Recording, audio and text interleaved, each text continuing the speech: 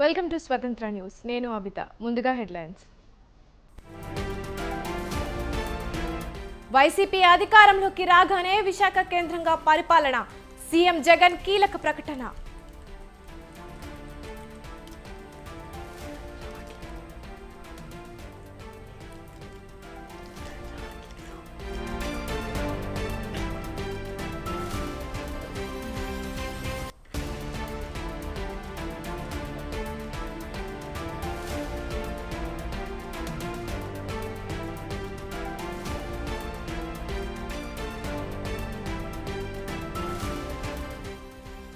YCP మేనిఫెస్టోను TDP copy కొట్టింది. Super 6 పేరుతో చంద్రబాబు మోసం చేస్తున్నారన్న పేర్ని.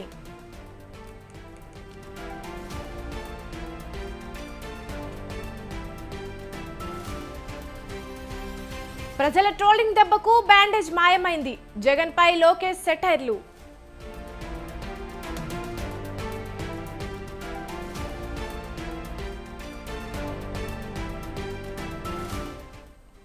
ఎన్నికల ముందు అభయ హస్తం, ఇప్పుడు భస్మాసుర హస్తం. రేవంత్ పై కేటీఆర్ తీవ్ర విమర్శలు.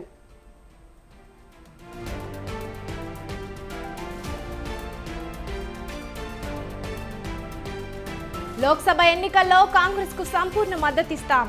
సీఎం రేవంత్ ను కలిసిన సిపిఎం నేతలు.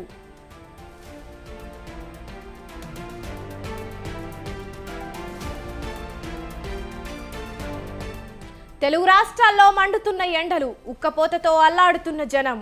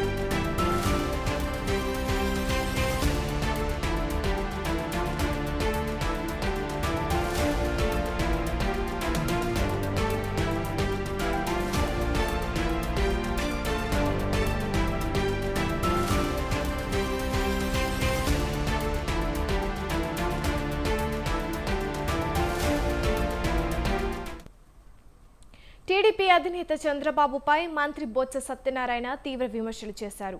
చంద్రబాబు మాయమాటలు నమ్మే పరిస్థితిలో ప్రజలు లేరని అన్నారు. గతంలో చంద్రబాబు రుణమాఫీ చేస్తానని చెప్పి అధికారంలోకి వచ్చాక విస్మరించాడని అన్నారు. 2019లో ఇచ్చిన హామీలన్నింటినీ సీఎం జగన్ అమలు చేశారా అని అన్నారు. అదే స్ఫూర్తితో 2024 మేనిఫెస్టోను రూపొందించారని అన్నారు. అంతేకాదు ముఖ్యంగా ఏదైతే వృద్ధాప్య పెన్షన్ ఉందో, సామాజిక పెన్షన్ ఏదైతే ఇస్తున్నామో, 60 సంవత్సరాల నిండిన ఆ వృద్ధులు ఎవరైతే ఉన్నారో, ఎవరైతే వితంతువులు ఉన్నారో, ఎవరైతే వికలాంగులు ఉన్నారో, గీత కార్మికులు ఉన్నారో, ఎవరైతే నేత కార్మికులు ఉన్నారో, ఆ ఇస్తున్న పెన్షన్ 3,000 రూపాయలని దాన్ని 3,500గా మరి పెంచుతూ 6 నెలలకు మొదటి 6 నెలల్లో 250 రూపాయలు, మళ్ళీ 6 నెలల్లో ఇంకో 250 రూపాయలు పెంచడానికి 2.5 సంవత్సరాల్లో 250 రూపాయలు, ఇంకో 2.5 సంవత్సరాల్లో ఇంకో 250 రూపాయలు, 5 సంవత్సరాలు పూర్తయ్యే నాటికి 3,500 రూపాయలుగా ఇవ్వడానికి మరి ఎన్నికల మేనిఫెస్టో పెట్టడం అనేది చాలా సంతోషం.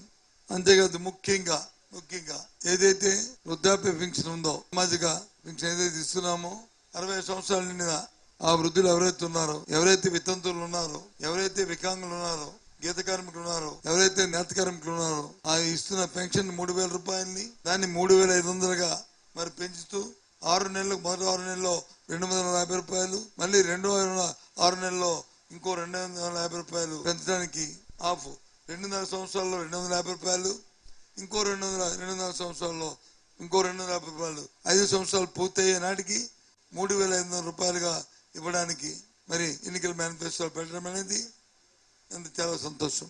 అంతేకాదు ముఖ్యంగా ఏదైతే వృద్ధాప్య పెన్షన్ ఉందో, సామాజిక పెన్షన్ ఏదైతే ఇస్తున్నామో, 60 సంవత్సరాల నిండిన ఆ వృద్ధులు ఎవరైతే ఉన్నారో, ఎవరైతే వితంతువులు ఉన్నారో, ఎవరైతే వికలాంగులు ఉన్నారో, గీత కార్మికులు ఉన్నారో, ఎవరైతే నేత కార్మికులు ఉన్నారో ఆ ఇస్తున్న పెన్షన్ 3,000 రూపాయలని దాన్ని 3,500గా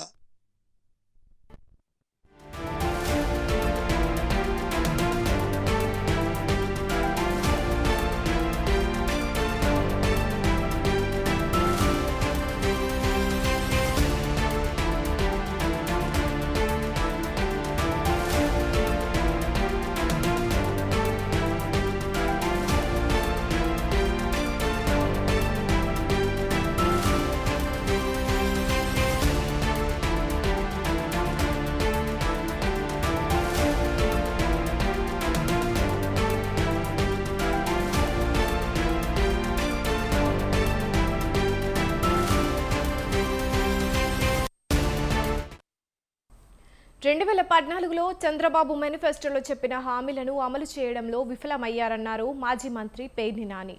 2014లో చంద్రబాబు మేనిఫెస్టో పేరుతో ప్రజలను మోసం చేశారన్నారు. 2019లో మేనిఫెస్టోలో చెప్పిన ప్రతి హామీని సీఎం జగన్ అమలు చేసి చూపించారని కొనియాడారు.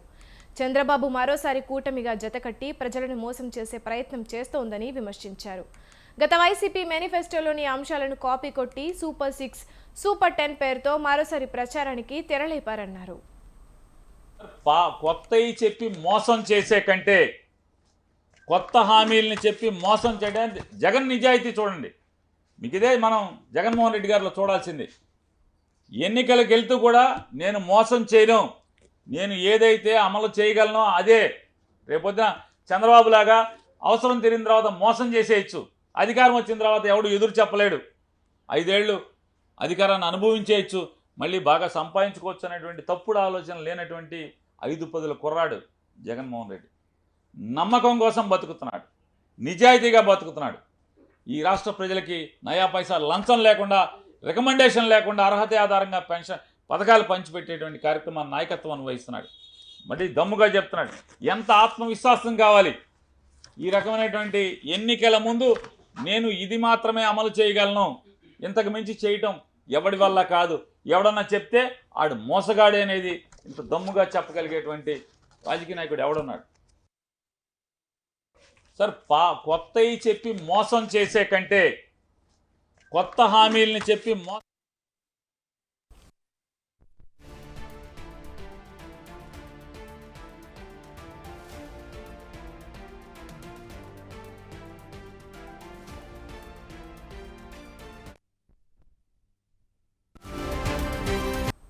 ఓటమి తప్పదని తెలిసి కూటమి విభజించు భారత్ విధానాన్ని ముందుకు తెస్తోందని బీజేపీ రాజ్యసభ సభ్యుడు లక్ష్మణ్ అన్నారు. విభజించు పాలించు విధానం కాంగ్రెస్ డిఎన్ఏలోనే ఉందన్నారు. ముస్లింలను సంతృప్తపరిచే విధానాలతో కాంగ్రెస్ హిందూ సమాజంపై విషం చిమ్ముతోందన్నారు. మతపరమైన రిజర్వేషన్లు రద్దు చేస్తామని లక్ష్మణ్ స్పష్టం చేశారు. వారసత్వ సంపదను లాక్కొని ఒక వర్గానికి పంచాలని కాంగ్రెస్ చూస్తోందన్నారు. 70 ఆర్టికల్ రద్దుతో కాశ్మీర్లో శాంతి సుఖమాలు అభివృద్ధి జరగడమే కాకుండా ఇన్నాళ్ళు ఏ రిజర్వేషన్ల గురించి పదే వాళ్ళ రాహుల్ గాంధీ ప్రస్తావిస్తున్నాడో అక్కడ ఉన్నటువంటి కాశ్మీర్లో ఎస్సీలు, ఎస్టీలు, బీసీలు 75 సంవత్సరాలుగా రిజర్వేషన్లు నోచుకోకుండా ఉన్నట్టే ఆ వర్గాలకు ఇవాళ మోదీ ప్రభుత్వం పార్లమెంట్లో చట్టం తీసుకొచ్చి అక్కడ విద్య, ఉద్యోగాలు, స్థానిక సంస్థల్లో రిజర్వేషన్ కల్పించింది మోదీ ప్రభుత్వం. బీజేపీ అనేటువంటి ఇంగిత జ్ఞానం లేకుండా ఇవాళ రేవంత్ రెడ్డి గారు ఏం మాట్లాడుతున్నారు? బీజేపీ అధికారంలోకి వస్తే 400 సీట్లు సాధిస్తే ఈ ఎస్సీ, ఎస్టీ, ఓబీసీల రిజర్వేషన్ రద్దు చేస్తాం. ఇవాళ ఈ ఎస్సీ, ఎస్టీ, ఓబీసీలకు తీరని అన్యాయం చేస్తే మీరు ఇవాళ భారత రాజ్యాంగం మారుస్తామని మాట్లాడే వారికి రాబోయే ఎన్నికల్లో తగిన గుణపాఠం చెప్పాలని స్టేషన్ గన్పూర్ ఎమ్మెల్యే కడియం శ్రీహరి పిలుపునిచ్చారు. 10 సంవత్సరాలుగా దేశం ఇబ్బందుల్లో ఉందన్నారు. ప్రధాని ఎన్నికల ప్రచారంలో హిందువులు, ముస్లింలు అని ప్రచారం చేస్తున్నారని మండిపడ్డారు. దేశంలో దళితులపై దాడులు, అత్యాచారాలు పెరిగాయన్నారు. దేశంలో విద్య, పరిశ్రమలు కాంగ్రెస్ పార్టీ ఆధ్వర్యంలోనే ఏర్పాటు చేశారన్నారు. ప్రజాస్వామ్య వ్యవస్థలపైన దాడి చేస్తున్నది. రాజ్యాంగ వ్యవస్థలన్నింటినీ కూడా గుప్పిట్లో పెట్టుకున్నది. ప్రజలకు స్వేచ్ఛగా మాట్లాడే అవకాశం లేకుండా, ప్రజలు స్వేచ్ఛగా రాజకీయాలు చేసుకునే అవకాశం లేకుండా, ప్రజలు స్వేచ్ఛగా మత విశ్వాసాలను గౌరవించే పరిస్థితి లేకుండా ఒక భయానక వాతావరణాన్ని భారతదేశ వ్యాప్తంగా భారతీయ జనతా పార్టీ అమలు చేస్తున్నది. రాబోయే రోజులలో 400 సీట్లు గెలవాలి. మరొకసారి బీజేపీ బీఆర్ఎస్లపై కాంగ్రెస్ నేత జగ్గారెడ్డి తీవ్ర విమర్శలు చేశారు. అధికారం పోయినా ఫ్రస్ట్రేషన్లో కేసీఆర్ మాట్లాడుతున్నారని అన్నారు జగ్గారెడ్డి. పసలేని అభ్యర్థులను ఎన్నికల బరిలో దింపారని ఎద్దేవా చేశారు. దేశ సంపద పేద ప్రజలకు అందేలా యూపీఏ ప్రభుత్వం పాలన అందించిందన్న ఆయన గ్రామీణ ప్రాంతాల్లో స్వయం ఉపాధి కోసం ఉపాధి హామీ పథకాలను తీసుకొచ్చిందని తెలిపారు. పేద ప్రజలకు ఉపయోగపడే పథకాలను ప్రధాని మోదీ తుంగలో తొక్కారని విమర్శించారు. బీజేపీ నాయకులు చిల్లర రాజకీయాలు చేస్తున్నారని తెలిపారు. మీ విచిత్రమైన మాటలు మాట్లాడతారు మీరు. అరే రాజీవ్ గాంధీ గారు ఇంట్రడ్యూస్ తీసుకొచ్చి డెవలప్ అయిన ఈ టెక్నాలజీ ఫోన్లలోనే మీ చేతుల్లోనే మా రాజీవ్ గాంధీ ఉన్నాడు. మీ చేతుల్లోనే మా కాంగ్రెస్ పార్టీ నాయకుడు రాజీవ్ గాంధీ గారు ఉన్నారు. నువ్వు మాట్లాడే ఫోన్లో అది ఎవరు? రాజీవ్ గాంధీ గారే. ఏమంటే 70 ఏళ్ళలో ఏం చేసినట్టారు వీళ్ళు. మళ్ళా ఇంకేం కావాలి? నేను కేసీఆర్ గారిని అడుగుతున్నా, కేటీఆర్ గారిని అడుగుతున్నా, ఏం చేసిండు గాంధీ ఫ్యామిలీ అంటే? రాజీవ్ గాంధీ ఫోన్ ఇచ్చిండు. నువ్వు టూర్లో తిరుగుతుంటావు, నీ భార్యతో మాట్లాడుతావు. హరీష్ రావు గారు నీ కొడుకు అమెరికా ఉన్నాడు, ఫోన్లో మాట్లాడుతావు. ఈ ఫోన్ ఎవరిది? ఈ టెక్నాలజీ ఇంట్రడ్యూస్ చేసింది ఎవరు? రాజీవ్ గాంధీ గారు. మరి ఏమి విచిత్రమైన మాటలు మాట్లాడతారు మీరు. అరే రాజీవ్ గాంధీ గారు ఇంట్రడ్యూస్ తీసుకొచ్చి డెవలప్ అయిన ఈ టెక్నాలజీ ఫోన్లలోనే మీ చేతుల్లోనే మా రాజీవ్ గాంధీ ఉన్నాడు. మీ చేతుల్లోనే మా కాంగ్రెస్ పార్టీ నాయకుడు రాజీవ్ గాంధీ గారు ఉన్నారు. నువ్వు మాట్లాడే ఫోన్లో అది ఎవరు? రాజీవ్ గాంधी. ये कांग्रेस पार्टी राहुल गांधी जी क्या बोल रहे हैं? भाई राहुल जी ये बात बोल रहे हैं, मोदी जी 400 सीट लेके आप क्या करेंगे? 10 साल हुकूमत में आप कुछ भी नहीं किए हैं. आप जनता को तो धोखा दे दिए. और जो धोखा दिया जनता को उसके लिए हम पूछना चाहे तो आप पार्लियामेंट में सुनने के लिए राजी नहीं है आप. इसीलिए ये आज का मोदी जी का उनका प्लान ये है कि अगर 400 सीट अगर जनता दिए तो, और बीजेपी का ये डायरेक्शन है, ये रिजर्वेशंस पूरा निकालने का चाल चल रहा है बीजेपी का. ये कांग्रेस पार्टी राहुल गांधी जी क्या बोल रहे हैं? भाई राहुल जी ये बात बोल रहे हैं, मोदी जी 400 सीट लेके आप क्या करेंगे? 10 साल हुकूमत में आप कुछ भी नहीं किए हैं. आप जनता को तो धोखा दे दिए. और 6 గ్యారంటీలు అమలు చేస్తామని కాంగ్రెస్ మోసగించిందని బీజేపీ నేత బండి సంజయ్ అన్నారు. హామీలు అమలు చేసినట్లు నిరూపిస్తే తమ నామినేషన్ విత్డ్రా చేసుకుంటానని సవాల్ విసిరారు. హామీలు నిలబెట్టుకోలేని బీఆర్ఎస్కు ప్రజలు బుద్ధి చెప్పాలని గుర్తు చేశారు. మహిళల ఖాతాల్లో 2,500 రూపాయలు జమ, ఆసరా పింఛన్లు 4,000 రూపాయలు ఇచ్చామని నిరూపించాలన్నారు. అమలు చేసినట్లు నిరూపిస్తే పోటీ నుంచి తప్పుకోవడానికి తాను సిద్ధమని బండి సంజయ్ స్పష్టం చేశారు.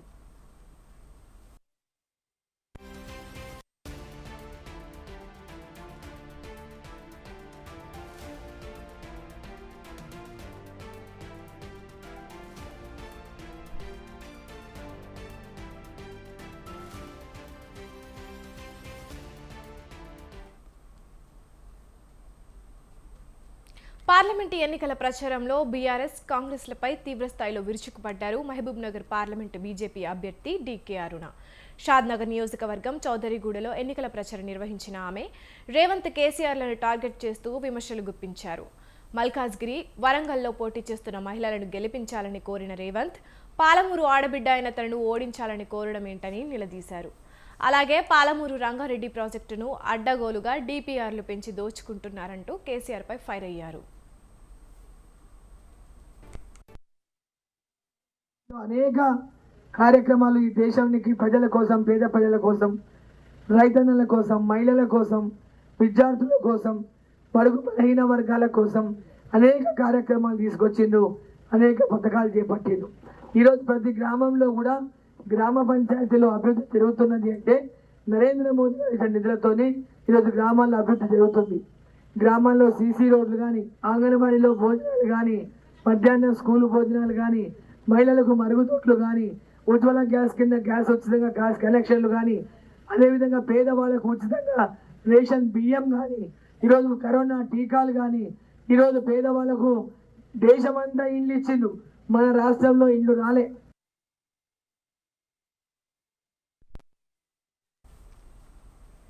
కాంగ్రెస్ అమలు చేస్తున్న సంక్షేమ పథకాలు జీర్ణించుకోలేక ప్రతిపక్షాలు ప్రభుత్వాన్ని కూలగొడతామంటున్నారని మంత్రి పొన్నం ప్రభాకర్ అన్నారు. జగిత్యాల జిల్లా కతలాపూర్లో కాంగ్రెస్ పార్టీ కార్నర్ మీటింగ్లో పాల్గొన్న ఆయన మతం పేరుతో బీజేపీ ఓట్లు అడుగుతోందన్నారు.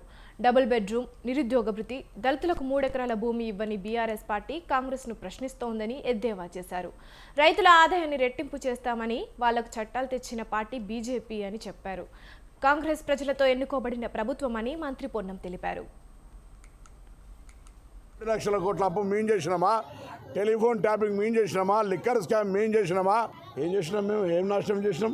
బుద్ధి ఉండాలిగా, మళ్ళీ ఏం దిద్దుదామని చెప్పి తిరుగుతా ఉన్నావు ఎందుకు? ఈ దేశంలో ఉండబడేటువంటి ప్రజలు, ఈ తెలంగాణలో ఉన్న ప్రజలకు బతకడం మంచిగా అనిపిస్తలేదా? 7 లక్షల కోట్ల అప్పు చేసినోడివి నువ్వు కట్టిన కాళేశ్వరం కుంగిపోతే, ఈరోజు లిక్కర్ స్కామ్లో నీ బిడ్డ జైలుకు పోతే, కనీసం నీకు ఒక మాజీ ముఖ్యమంత్రిగా పెద్ద పెద్ద మాటలు మాట్లాడుతున్నావు. కాంగ్రెస్ ప్రభుత్వాన్ని కూలగొడతా, 20 మంది రా టచ్ చేసుడు దమ్ముందా? ఇది ప్రజలతో ఎన్నుకోబడ్డ ప్రభుత్వం, నీలాగా నియంత్రిత ప్రభుత్వం కాదు. నీ నియంత్రిత ప్రభుత్వాన్ని అద్దాన్ని మమ్మల్ని ఎన్నుకున్నారు. 5 ఏళ్ళు పరిపాలిస్తాం, చేతనైతే బాధ్యత గల ప్రతిపక్షంగా కలిసిరా. 5 ఏళ్ల తర్వాత నువ్వేం చేస్తావు, నేనేం చేస్తావు మళ్ళీ ప్రజలకు చెప్దాం. ఉట్టిగానే అట్టి మాటలు మాట్లాడకు. ఊకే అదేంది పిట్టాలతో వెనకట్టుకు ఉండే మళ్ళీ అటువంటి రూపం వేయకమని చెప్తాం. కాళేశ్వరం మేము కూడా కొట్టినామా, 7 లక్షల కోట్ల అప్పు మేము చేసినామా, టెలిఫోన్ ట్యాపింగ్ మేము చేసినామా, లిక్కర్ స్కామ్ మేము చేసినామా? ఏం చేసినాం? మేము ఏం నాశనం చేసినాం? మంత్రి జూపల్లి కృష్ణారావుపై ఈసీకి ఫిర్యాదు చేశారు బీఆర్ఎస్ నేతలు. పార్లమెంటు ఎన్నికల ప్రచారంలో జూపల్లి చేసిన వ్యాఖ్యలపై ఫిర్యాదు చేసింది బీఆర్ఎస్. అసెంబ్లీ ఎన్నికల్లో డబ్బులు పంచినా తనకు ఓటు వేయలేదని బహిరంగంగా చేసిన వ్యాఖ్యలపై ఎన్నికల అధికారులు చర్యలు తీసుకోవాలని డిమాండ్ చేశారు.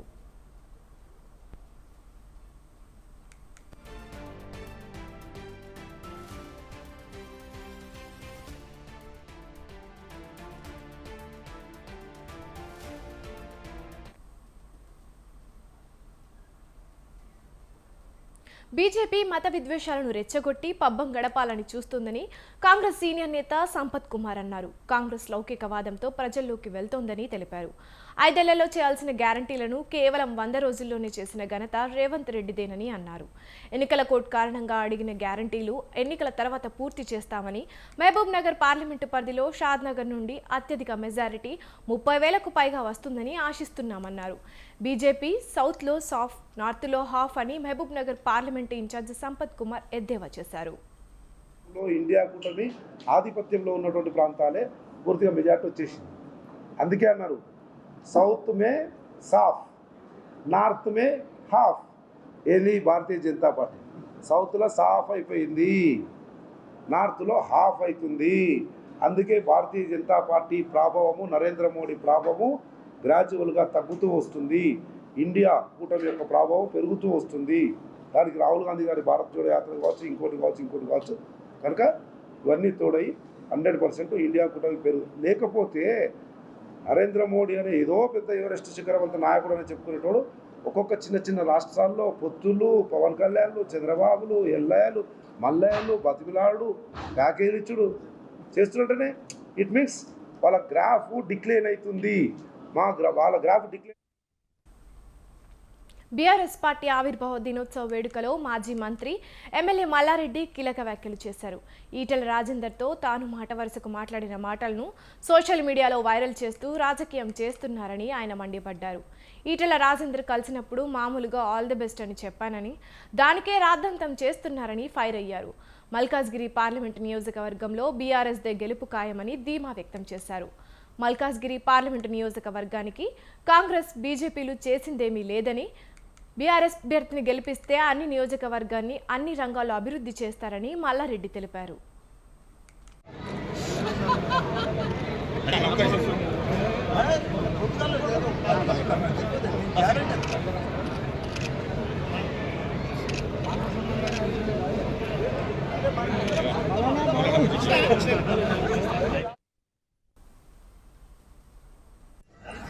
స్నేహం తెలియదు, స్పోర్టి తెలియదు. ఒక మొండి మనుషులు, ఒక రౌడీ లెక్క పొడి చేస్తావా, గుర్తువేస్తాను. ఓటి ఉండాలి. ఎలక్షన్ అంటే వస్తూనే ఉంటాయి, కొట్లాడుతూనే ఉంటాం, పోతూనే ఉంటుంది, గెలుస్తూనే ఉంటాం, ఓడిపోతూనే ఉంటాం. అదంతా మామూలే. ఎలక్షన్ మామూలు, ఫ్రెండ్లీ. మనమంతా ఒకనాడు చంద్రబాబు నేను ఎంపీగా నిలబడ్డాయినా, ఎమ్మెల్యే నిలబడ్డాడు తెలుగుదేశంలో. మళ్ళీ ఆయన ఓడిపోయి నేను గెలిచిన. అదే ఫ్రెండ్షిప్ తోటి మొన్న గెలిచిన నా ఎలక్షన్ లా ఎదురుపడ్డం, కాగలించుకుని నేనే పోయి కాగలించుకొని చంద్రబాబు నువ్వే గెలుస్తున్నావు అని చెప్పి వైరల్ చేసి మన పని ఏంటంటే అప్పటి మనిషికి ఎదుటి మనిషిని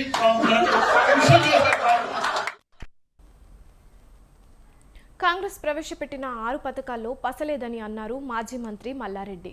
మల్కాజ్గిరి పార్లమెంటు నియోజకవర్గ కార్యకర్తల సమావేశంలో బీఆర్ఎస్ అభ్యర్థి రాగిడి లక్ష్మారెడ్డితో కలిసి ఆయన పాల్గొన్నారు.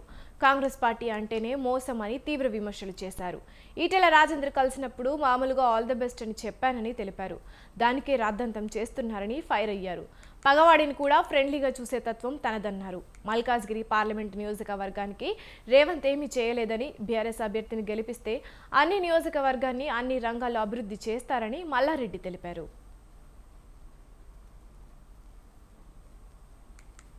పొన్నూరు వైసీపీ అభ్యర్థి అంబటి మురళిపై టీడీపీ అభ్యర్థి ధూళిపాళ్ల నరేంద్ర ఫైర్ అయ్యారు. రాజకీయాలకు కొత్తనడం విడ్డూరంగా ఉందన్నారు. సత్తెనపల్లిలో అంబటి మురళి షాడో ఎమ్మెల్యేగా ఉన్నారన్నారు. అంబటి మురళి సేవ పేరుతో పొన్నూరు ప్రజలను వంచడానికి రాజకీయాల్లోకి వచ్చారన్న ఆయన అమాయక ముసుగు వేసుకుని వచ్చిన అంబటి మురళీకృష్ణ భాగోతం బయట పెడతానని హెచ్చరించారు.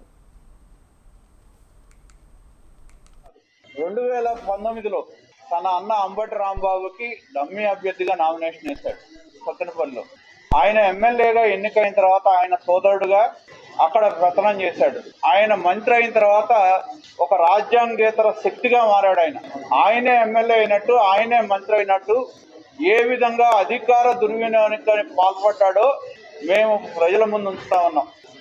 రేషన్ షాపుల ప్రారంభోత్సవం కానీ, శంకుస్థాపనలు కానీ, సైకిళ్ల పంపిణీ కానీ, అధికారికమైన పోస్టింగుల్లో కానీ మురళీ లోలు అయితే చాలు, మురళీ ప్రసన్నులు అయితే చాలు, ఏ పనైనా ఆయన పట్టుకుంటే అవుద్దనే విధంగా ఒక రాజ్యాంగేతర శక్తిగా సత్తెనపల్లిలో రాజ్యం వేలిన అంబటి మురళీకృష్ణ ఇవాళ వైఎస్ఆర్ పార్టీ అభ్యర్థి. ఇక్కడ ఆయనకు రాజకీయాలు కొత్త కాదు, రాజకీయాల కొత్తవాడు కాదు. అంబటి మురళీకృష్ణ రాజకీయాల కొత్త కాదు. 2019లో తన అన్న అంబటి రాంబాబుకి డమ్మీ అభ్యర్థిగా నామినేషన్ వేశాడు సత్తెనపల్లిలో. ఆయన ఎమ్మెల్యేగా ఎన్నికైన తర్వాత ఆయన సోదరుడుగా అక్కడ ప్రకటన చేశాడు. ఆయన మంత్రి అయిన తర్వాత ఒక రాజ్యాంగేతర శక్తిగా